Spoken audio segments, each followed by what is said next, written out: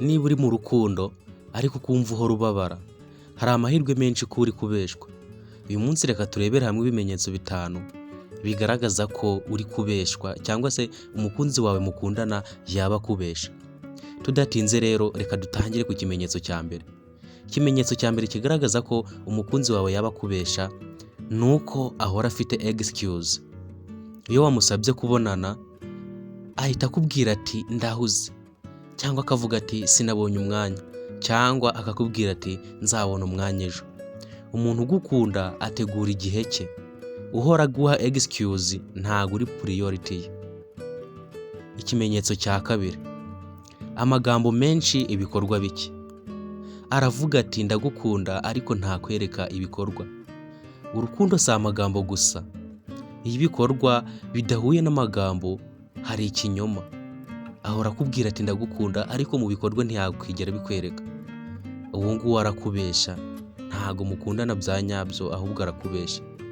Mbere yuko tujya ku kimenyetso cya gatatu rero, ndagusaba niba wisanze hano ari ubwa mbere ukande subscribe ndetse ufungure n'inzogera kugira ngo n'ibindi biganiro by'ubwenge bijye bikugeraho ku gihe, kandi ujye no muri comment udusangize igitekerezo cyawe, utubwire ese waba warigeze ukunda umuntu utaguha agaciro, cyangwa se ibi bimenyetso bibiri tumaze kuvuga ukaba warigeze kubimubonaho, umukunzi wawe ukaba ubimubonaho.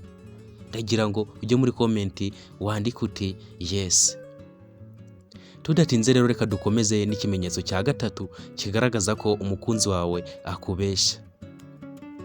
Ikimenyetso cya gatatu, araguhisha, nta kugezaho inshuti ze, nta kwereka umuryango we, nta nubwo yakwifotozanya nawe. Urukundo ntiruhishwa. Iyo aguhishe ntago aba agukunda by'ukuri. Inshuti ze ntago zikuzi, ndetse n'umuryango we ntago ukuzi. Aho ngaho uri option, ntago uri umukunzi.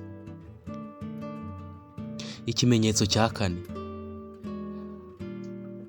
agaruka iyo ashaka, mbese aguha umwanya iyo abishaka. Aboneka iyo ashaka attention, akabura iyo umukeneye. Urukundo nyarwo ruba ruhari buri gihe. Ntago rero yaboneka igihe ashakiye, we igihe umushakiye ntaboneke, ngaho ngo aragukunda, arakubeshya. Garukira aho ngaho. Dore ikimenyetso cya gatanu kigaragaza ko umukunzi wawe akubeshya. Arakubabaza akabifata nk'ibisanzwe. Iyo umubwiye ko wababaye aragusubiza ati uri sensitive, ni ibisanzwe. Umuntu ugukunda yita ku byiyumvo byawe, kuba atabyitaho ntakubaha. Ntukibaze uti ese azahinduka, ahubwo ibaze uti ese ibi nibyo nkwiriye kwihanganira.